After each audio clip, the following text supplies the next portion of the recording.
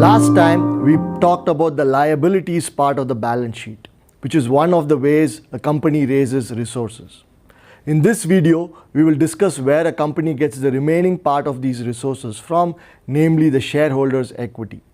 We will discuss in detail the different components of shareholders' equity, namely preferred equity, common equity, treasury stock, and retained earnings.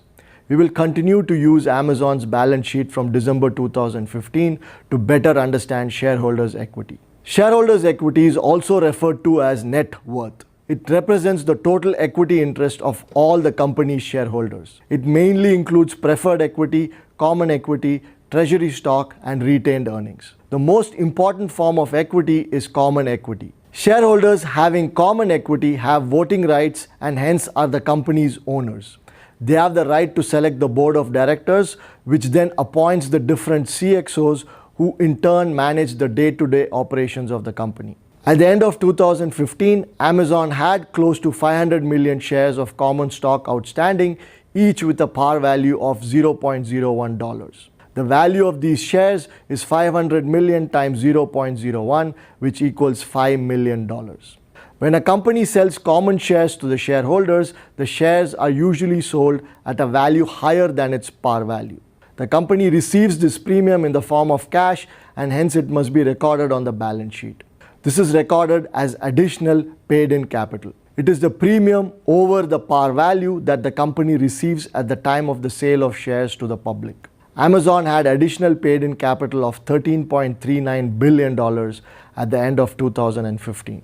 Treasury stock represents common stock that a company buys back from common shareholders or were authorized but was never sold to shareholders. This is recorded at cost. Amazon had treasury stock worth $1.84 billion. This amount is deducted from the value of common shares outstanding as they do not pay dividends, have no voting rights, and hence should not be included in shares outstanding calculations. The other form of equity is preferred stock. It is the investment in the company by preferred stockholders.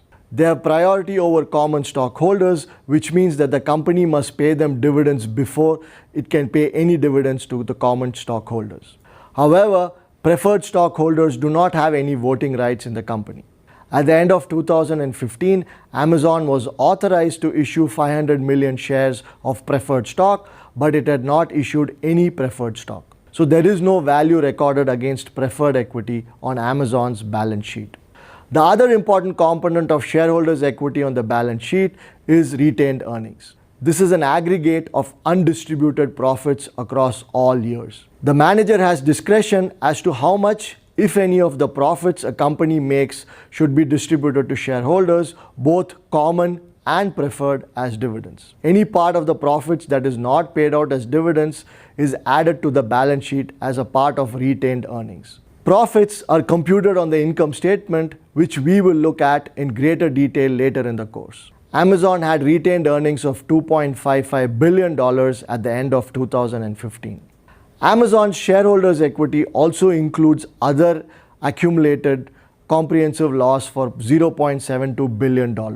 Its annual report states that this represents unrealized gains and losses from investments in cash, cash equivalents, and marketable securities. Adding all the different items under shareholders' equity, Amazon's total shareholders' equity was $13.38 billion. Adding this to its total liabilities of $52.06 billion gives us a total of $65.44 billion, which equals its total assets. So Amazon's uses of resources exactly matches its sources of resources.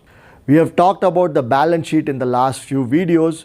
Next time we will start looking at the income statement.